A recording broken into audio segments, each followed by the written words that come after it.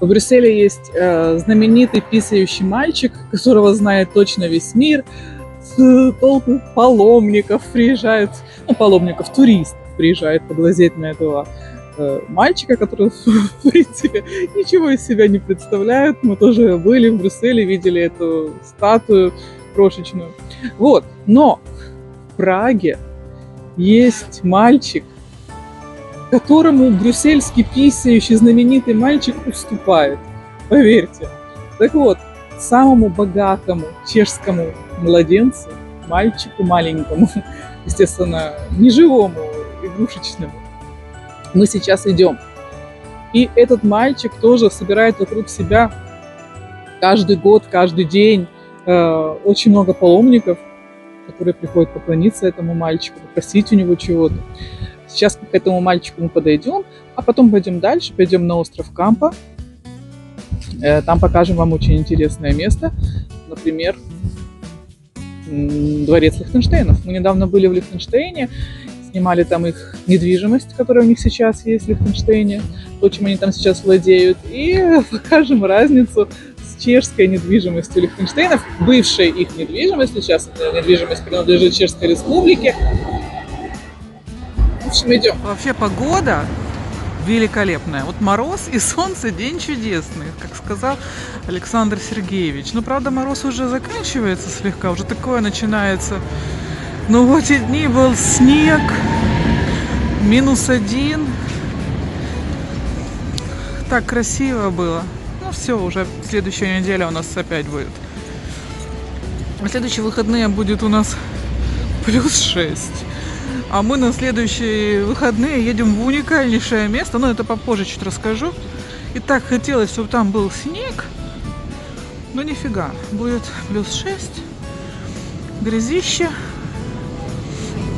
Все-таки зима должна быть со снегом и хоть с минусом. Хоть -1 должен быть. Вот. Ну а мы приближаемся. Приближаемся к жилищу богатого мальчика.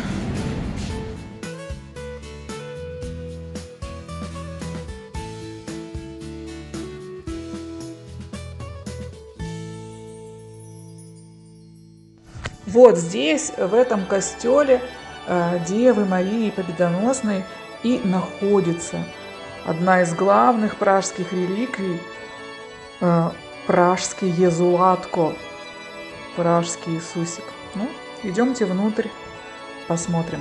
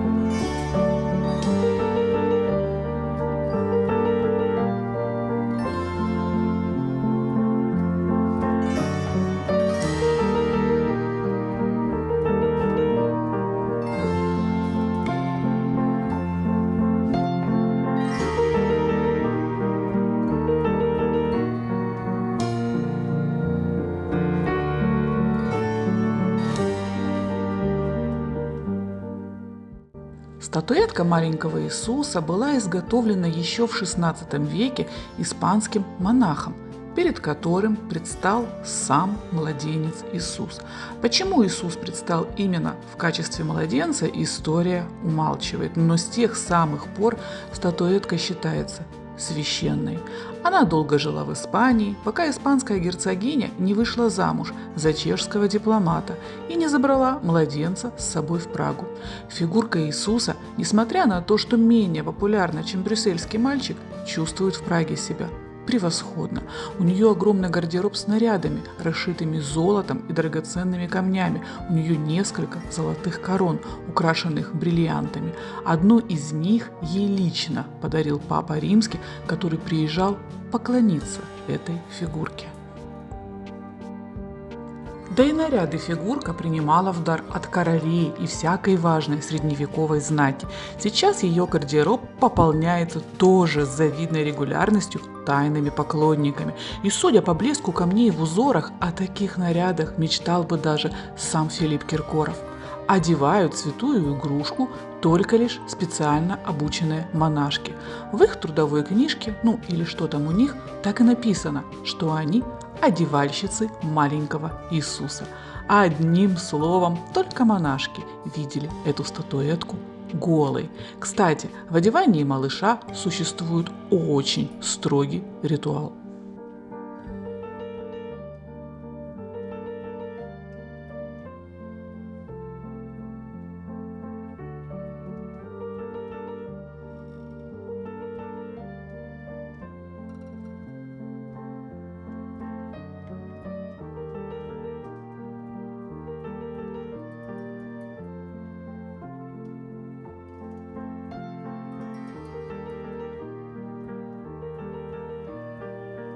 На священную статуэтку нельзя напялить, что попало и когда попало. Здесь все по науке. Например, в Рождество статуэтку одевают только в белое, в пост только в фиолетовое. В первую неделю мая ребенок ходит в специальных королевских мантиях. За 500 лет в гардеробе у малыша накопилось много нарядов. На сегодняшний день у него их чуть более 300. Было больше, но со временем износилось. А еще, в отличие от брюссельской фигурки, пражский Езулатка исполняет желания, поэтому вокруг его алтаря все стены увешаны мраморными досками с благодарностью от тех людей, чьи желания он выполнил.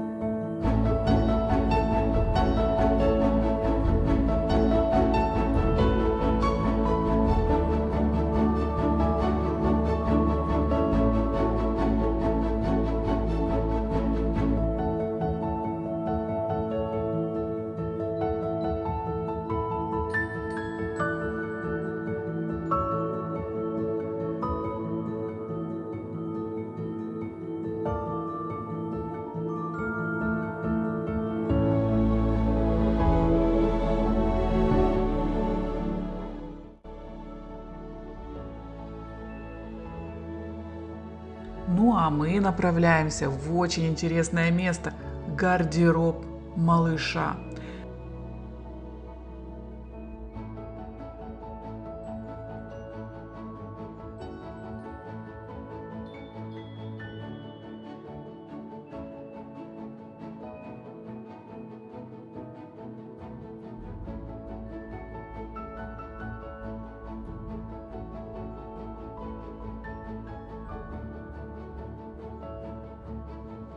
Вот это все самое настоящее сокровище. Каждое платье подписано, подарил ли какой-то король или какой-то дипломат, или просто от страны, там от Франции, от Испании много чего есть, от Италии, от Мексики есть. Вот, мексиканский подарок.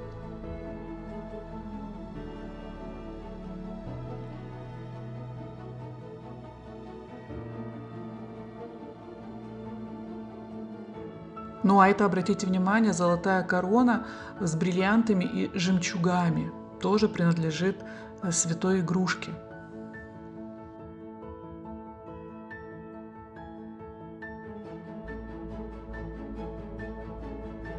Наряды тоже Франция, Испания, Италия.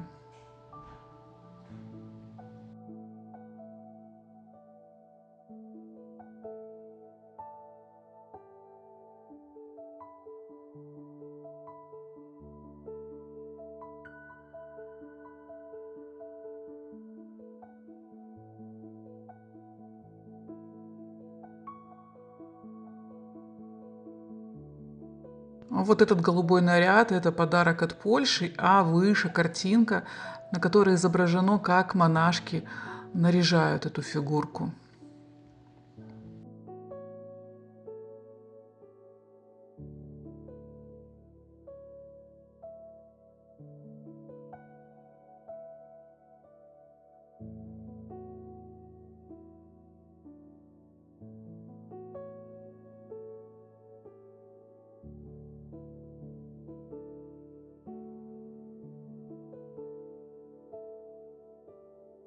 А вот это платье от австро-венгерской королевы Марии Терезии, которая подарила его Езулатку в 1754 году. Вот такой бесценный наряд есть у малыша. Ну, собственно, все наряды, которые представлены здесь, я думаю, даже не имеют цены уже. Вот такая вот гардеробная. Идем дальше.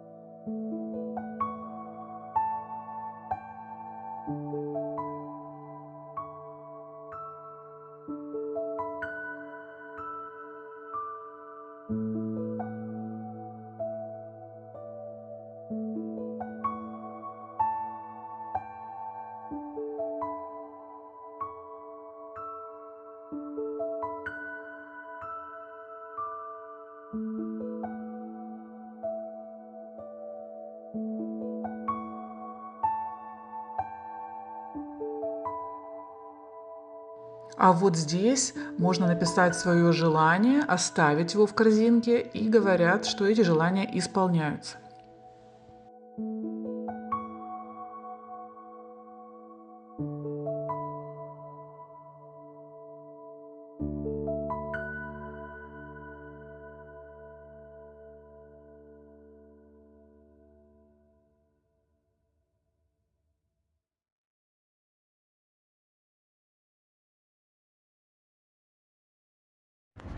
Ну и можно там получить такой листик с молитвой на всех языках. Иисусе, Бога младенец, прибегаю к Тебе, и через Твою Пресвятую Матерь молю Тебя, прими меня и избавь от нужд. Высказать нужды можно. Твердо верю, что Твоя божественная сила и твердо верю, что Твоей божественной силе и Твоей безмерной любви. Ну, в общем, все читать не буду. Вот такую молитву можно там взять. В общем, хорошее место.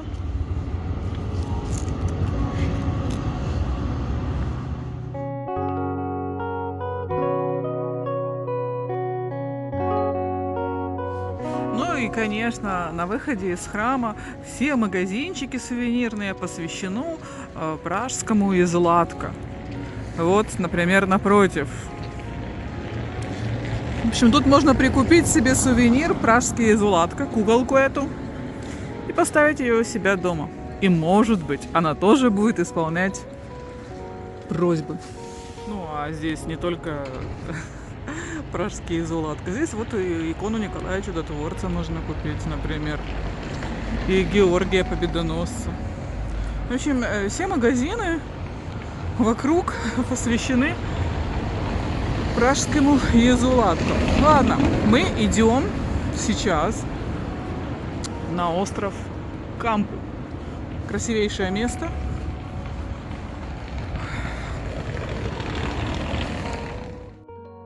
Какая красивая улица, но единственное, что здесь очень некрасиво, так вот это вот, посмотрите направо, эти граффити. Зачем так дебильно украшать город, красивый город? В общем, вандалы, руки поотрывать.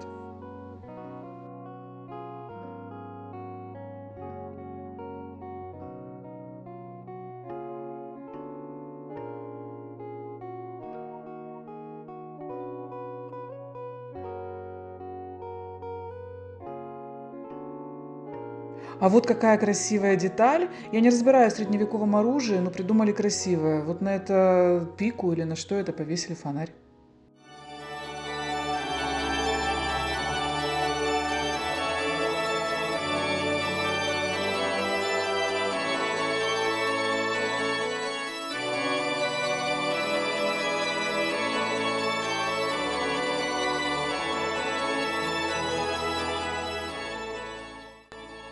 А недалеко от знаменитой стены Джона Леннона площадь, которая называется Мальтийская площадь, Мальтийский намести. Мы прошли, но сейчас на нее вернулись, потому что я забыла рассказать еще одну историю, которая связана с этой площадью, а точнее не с площадью, а с домом, который здесь находится. Вот такой ничем не примечательный дом. Судя по всему, напротив японского посольства, что японский флаг здесь висит. Вот он, этот дом. И называется этот дом «Домом у семи чертей». И с ним связана очень интересная история. Ну, правда это или неправда, я не знаю. Но легенда гласит, что... Одно из самых красивых и мистичных мест Праги – это, конечно, Пражская Венеция, а точнее остров Кампа, который с одной стороны омывается Волтавой, а с другой – маленькой речкой Чертовкой. Весь остров Кампа наполнен массой интересных историй. Одна из таких историй связана с домом семи чертей. В начале XIX века этот дом купил пражский адвокат. По условиям купчий он не имел права ничего прислонять к стенам, вешать на них ковры или вбивать гвозди. Возможно, адвокат и удивился таким условиям, но дом купил и закон дома не нарушал. В 1859 году адвокат умер, так и не узнав тайну стен, а дом его перешел по наследству к его дочери Алоизии. Алоизия стала сдавать комнаты в этом доме, неукоснительно требуя от постояльцев ничего на стены не вешать и ничего к ним не прислонять. Умирая, Алоизия завещала дом ордену серых сестер, тоже с ними оговорив условия о стенах. Так бы никто и не узнал тайну стен этого дома, если бы он не обветшал и в нем не пришлось делать ремонт. Вот тогда-то и выяснилось, что у дома двойные стены. Когда их сломали, то обнаружили великолепные фрески, содержащие сцены языческой мифологии. Вскоре стало известно, что когда-то в этом доме за вольнодумство скрывался знаменитый швейцарский живописец Ян Рудольф Биссе. Он-то и расписал стены в знак благодарности хозяину за доброту, а гостеприимный хозяин, испугавшись такого подарка, спрятал шедевры за второй стеной. И, придумав страшный запрет, поспешил продать дом. Но на этом история дома семи чертей не закончилась. Потом началось вот что. Вот мы зашли в какой-то дворик на Мальтийской площади, а вот здесь... Да. И собаку вот закрыли. Не знаю, несет ли в себе какую-то историческую ценность этот памятник. Но выглядит круто. Среди глубинного помета. Так по-простому стоят вот такие статуи.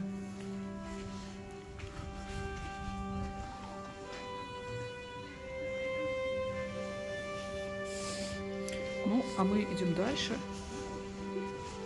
на остров Кампа. Вскоре после того, как пражский адвокат купил странный дом, в котором нельзя было трогать стены, у него родилась дочь Алоизия. Время шло, девушка превратилась в невесту и встретила жениха. И вот когда уже и платье шилось белое, другую встретил он. И не просто другую, а лучшую подругу Алоизии. Женился на ней, а несчастная Алоизия осталась с разбитым сердцем и очень испорченной психикой. Когда умер ее отец и оставил ей в наследство домик с милым названием «У белой лошадки», брошенная невеста заняла 3 комнаты на втором этаже, а остальные помещения сдавала, требуя от постояльцев соблюдения очень странных правил. Но мы-то с вами помним тайну двойных стен. Так вот, многим такие условия не нравились, характер Алоизии портился, квартиранты подолгу не задерживались, и вскоре по острову Кампа поползли слухи о сумасшедшей Алоизии. А когда Алоизия разругалась с постояльцем-художником и выгнала его, то художник, чтобы ей отомстить, нарисовал на доме у белой лошадки 6 чертей. И с тех пор этот дом стал называться домом у 7 чертей. 7-м чертом считалась сама хозяйка, а реку, на берегу которой стоял чертовый домик, назвали Чертовкой. А сейчас только я увидела, какой петушок на крыше эстонского посольства сидит. Ладно, идем. Петушок.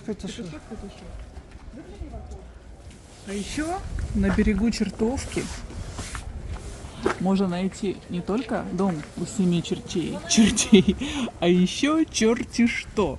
хотя это не совсем черти что, это самая знаменитая стена Джона Леннона. При том, что Джон Леннон никогда не был в Праге. Здесь находится с правой стороны эстонское посольство. Дальше, тоже с правой стороны, находится французское посольство с огромным украинским флагом. Может, это украинское посольство? Ладно, не знаю. Вот, потом здесь мальтийское посольство. Ну, не посольство, но из-за близости мальтийского. Хотя не знаю, может, какое-то имеет отношение к Амбассада, там написано. Точно. Да. Вот видишь, тут одни посольства. Вот. И с левой же стороны находится стена Джона Леннона. Самая знаменитая стена Джона Леннона. И самая абсурдная, потому что Джон Леннон никогда не был в Праге. А как она появилась, эта стена? Спросишь ты, Эдик, у меня.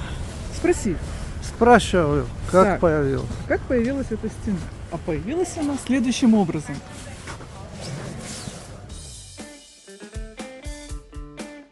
Очень странное событие произошло на острове Кампа в 1980 году. Недалеко от домика Семи чертей находится вполне обычная стена, на которой после смерти Джона Леннона кто-то соорудил символическое надгробие. Мелом написал «Джон Леннон» и пририсовал крест. Вскоре эту стену завалили цветами, свечами и фотографиями музыканта. Постепенно на стене стали появляться граффити, посвященные Джону Леннону, которые дополнялись строчками из песен Битлз. Сейчас это одна из самых популярных стен Джона Леннона в мире. Возле нее всегда толпы туристов и музыкантов. Что здесь такого, спросите вы? Да ничего, просто сам Леннон никогда ни в Праге, ни в Чехии не был.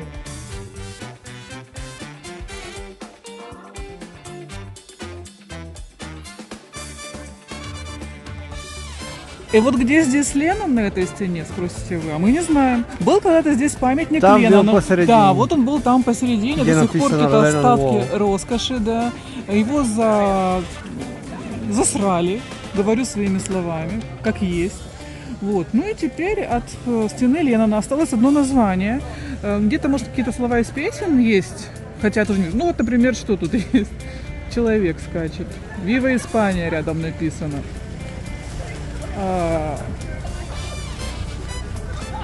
Вот так вот. Вот такая. Чайковский. Ну, Чайковский это хорошо, конечно. В общем, вот такая у нас стена Леннона. Стена Леннона. Или Ленина. Можно сказать, что это стена Ленина, потому что ни Ленина, ни Леннона мы здесь уже не видим. Ладно, мы идем на кампус.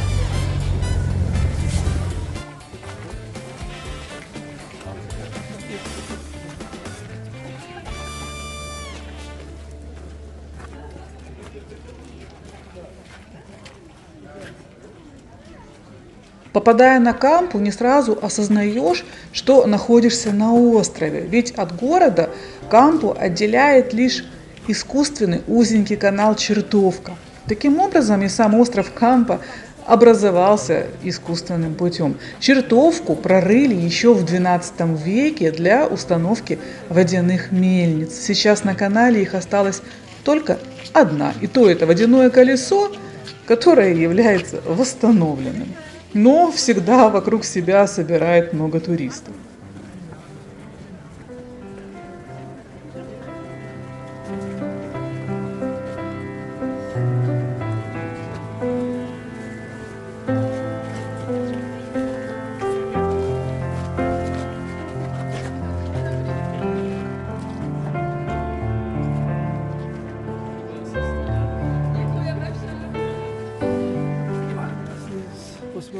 Мы уже в этом году, в 2024, побывали в Лихтенштейне. Это самое богатое княжество Европы. Это видео есть у нас на канале. И в Лихтенштейне мы снимали дворец Лихтенштейнов. Ну, не дворец, дворцом это язык назвать не поворачивается. Княжество богатейшее, но дворец весьма скромного вида. Так вот, прежде чем обосноваться в Лихтенштейне, князья Лихтенштейнские, князья Лихтенштейна, да, они жили в Чехии, в Австрии, ну, в общем, в Австро-Венгрии они жили. И в Чехии у них огромное количество недвижимости. Конечно, самый прекрасный комплекс, который принадлежал Лихтенштейнам, это Валтицко-Ледницкий комплекс. Кто был, то знает, о какой красоте речь. Ну и в Праге есть дворец Лихтенштейнов, находится он на острове Кампа. И сейчас мы вам его покажем.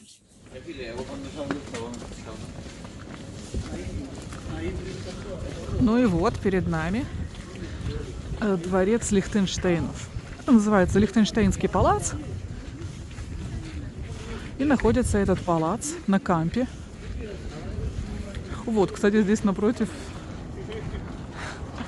смотрите, что тоже пражский Зулатко и волк. Ну, а это Лихтенштейнский дворец.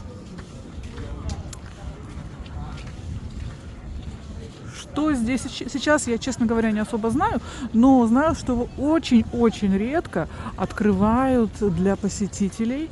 В прошлом году, мне кажется, в сентябре его открывали, чтобы просто для народа, чтобы люди могли сюда зайти. Внутри, говорят, нереальная красота.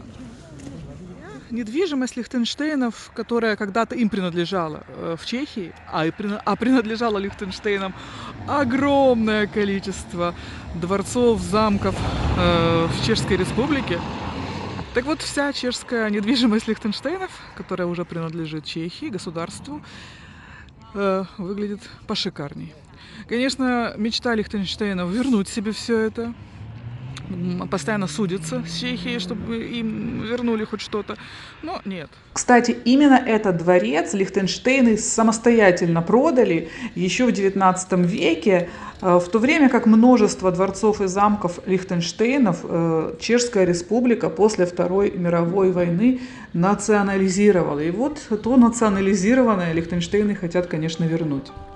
И как в таком месте без привидений, спросите вы? Да никак! За столетия о дворце и его обитателях сложилось множество легенд, одна из которых рассказывает о любви небогатой девушки к молодому князю Лихтенштейну. Ради исполнения своей мечты провести ночь с любимым она, конечно же, закладывает душу дьяволу. И в самый счастливый момент ее жизни, в разгар бала, она под аккомпанемент дьявольского хохота проваливается в пропасть в полу. По другой версии этой легенды, она затем возвращается во дворец в образе призрака белой пани и до сих пор бродит по коридорам дворца. Другая же легенда повествует о княгине Лихтенштейн, не желавшей расставаться с молодостью и продавшей черти кому свою душу. Да, хоть дворец давно уже им не принадлежит, но надпись о том, что это Лихтенштейнский палац, присутствует. И посмотрите, какой прекраснейший вид на Прагу открывается с этого Лихтенштейнского палаца. Вот он стоит на берегу реки, на берегу Волтавы.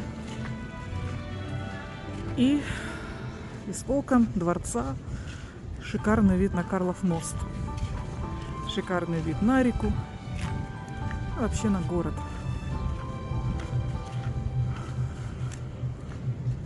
А сейчас у Лихтенштейнов из их дворца шикарный вид на Швейцарию и на Альпы.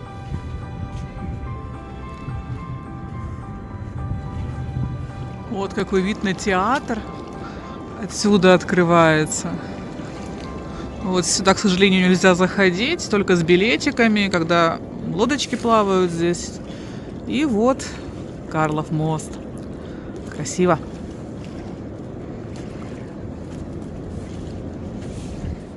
Вот он, великолепный Лихтенштейнский дворец на берегу реки Волтава, на острове Кампы, в 2 шагах от Карлова моста. Ну, конечно, дворец Валтице, который находится в Южно-Моравском крае, который принадлежал Лихтенштейну, мне выглядит шикарней.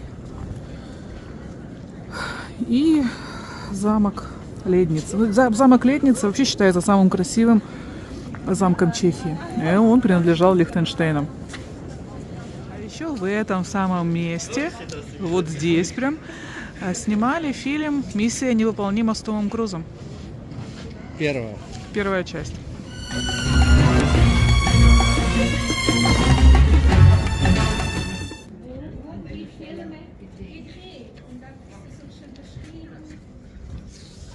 Ну, в общем, миссию свою мы сегодня выполнили. Хотели мы сегодня снять «Младенца богатого», Лихтенштейнский дворец и стену Джона Леннона. На следующей неделе мы едем в уникальнейшее место. Я уже сама себе завидую, что я туда еду. Я сказал, стань так, чтобы за тобой было красивое, а не стена. В общем, я стою, чтобы за мной было красиво, и продолжаю рассказывать. На следующей неделе, в следующие выходные мы едем в великолепное место. Это спойлер такой.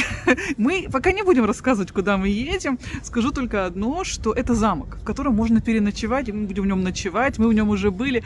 Это история, место богатейшее на историю. В нем столько тайн. Одна тайна относится к прошлому веку, и над этой тайной бьются уже очень много людей, много стран. И вот там мы будем ночевать. Там, конечно же, мы расскажем, покажем. И это будет очень интересно.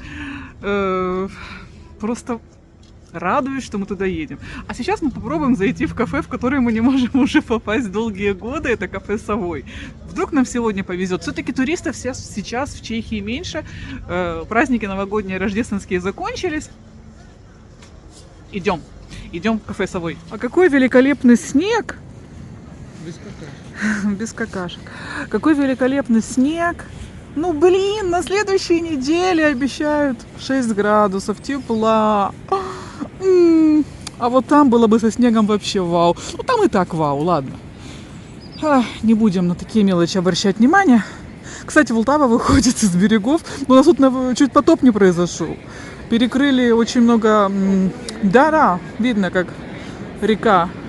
О, а где пингвины? Здесь пингвины желтые стоят обычно. Убрали пингвинов. Но у нас наводнение чуть-чуть такое небольшое. Много этих... набережных перекрыли вообще, сейчас к ним нет доступа. Вот так. Как красиво, мороз и солнце. Все время Пушкина вспоминаю. День чудесный. Еще ты дремлешь, друг прелестный. Вот. А вот эти малыши, которые украшают собой самую некрасивую... Да, лицо не получилось. Самую некрасивую башню телевизионную, Жишковскую. Вот такие малыши по ней ползают. Это работа Дэвида Чернига, эти малыши. Ну, мы как-нибудь зайдем на эту Жишковскую башню. Хотя она стоит на костях, что ее построили на кладбище. Эти малыши ползают еще и по кампе. Ну вот лица у них, конечно, обнять и плакать. Зачем такие лица им сделали? Ну, это Дэвид Черни. К нему... Он, конечно, крут. Да, у него... Ну да, вот написано Дэвид Черни. Мимина, то есть младенцы. Ага. Нет, Дэвид Черни очень крутой. Да, Дэвид Черни это очень крутой скульптор. Хоть я к современному искусству отношусь так себе. Но у него есть очень интересная вещь. У Дэвида Чернио. Например, у него есть автобус, который отжимается на руках. Здесь вообще есть целый музей Дэвида Чернио. У него есть одно очень скандальное произведение, скульптура, которая называется «Европа». И там он все европейские страны изобразил, как он их видит. Например, Швеция это была Икеа, а Болгария это был туалет турецкий вот такой, который без унитаза, а просто вот дырка. Кстати, Болгария очень сильно обиделась на это. И был международный скандал, кстати, из-за этого. Вот. Ну и статуями Дэвида Чернио украшена Прага. Есть целый музей Дэвида Чернио. Вообще-то тебя видят. Да. Да. Ладно. Идем попробуем попасть в Совой сейчас. Вдруг получится. Интересная статуя тоже. Ну как статуя, они из какой-то проволоки сделаны. В общем, по острову Кампа невозможно ходить, не включая постоянно камеру. Здесь много чего интересного. И красота какая ведь, а? Кстати, здесь был ресторан Самарканд. Узбекская кухня. Что-то, смотрю, он закрылся. Но эти говорят, что он открылся на самой дорогой улице на Парижской. Узбекский ресторан, да? А, я так понимаю, что он уже давно закрылся, потому что... О, и снова седая ночь. И снова мы не можем попасть в Совой. Мы уже сколько раз сюда приходим и уходим. Очередь в Совой. Здесь очень вкусные десерты. Вот прям вкусные. Ветерник, главное, чешский десерт знаменитый. Вот он у них самый вкусный. Ну, я не знаю, толпы здесь такие постоянно. Я уже теряю надежду, что я когда-то сюда попаду. Ну да, внутри толпень. Ладно. Тогда на этом мы заканчиваем наш репортаж. И в следующие выходные едем прочь из Праги. Но не прочь из Чешской Республики. Потому что Чехия полна таких мест, которым бы позавидовали многие страны. Вот одно из таких мест мы поедем. А Эдик готовит очередной болгарский рецепт. Вот здесь в таких специальных тарелочках глиняных. Балканский сыр, сливочное масло, лук. Ну, вместо балканского сыра, думаю, можно брынзу. Вот. А на сковородке куриное мясо, чеснок и базилик. Ну и куда в болгарском рецепте без болгарского перца. Добавляем еще болгарский перец в эти тарелочки. Вот, мясо Эдик прям не ужаривал до... Да, не буду говорить то, что он сказал. Ну, короче, вот. Так, слегка обжаренное мяско кладем по тарелочкам. Вот. Потом мы купили вот такую пасту болоньезе. Ну, Эдди говорит, вообще, как бы у каждой болгарской хозяюшки и хозяина свой рецепт. Можно даже добавить томатную пасту. Ну, мы решили чуть облагородить этот рецепт. Томатную пасту с водой. Да, томатную пасту развести с водой. Ну, мы решили добавить болоньезу.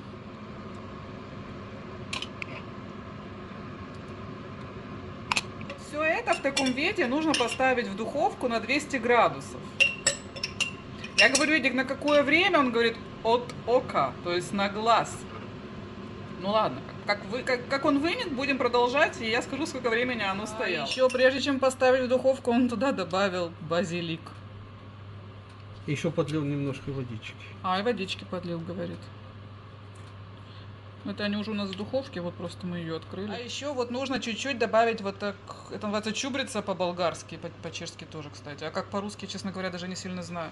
И это можно туда тоже. Кстати, в Болгарии все пахнет вот этой чубрицей. Абсолютно все в ресторане. Мне кажется, они и в чай кладут. Так, сколько было по времени оно в духовке?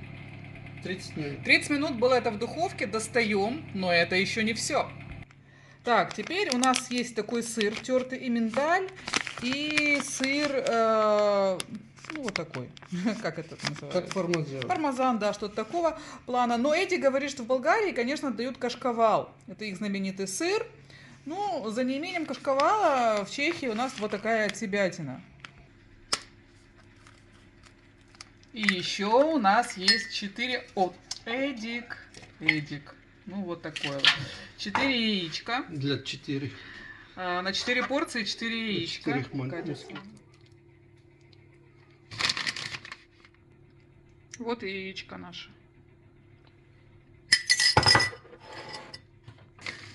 Ну, а сверху на яичко пармезан. 5. Все это мы возвращаем в духовку. Давай, возвращаем в духовку. Спустя 10 минут. Все готово. И поверьте, это очень вкусно. Запах просто вау. Жаль, что запах нельзя передать через видео.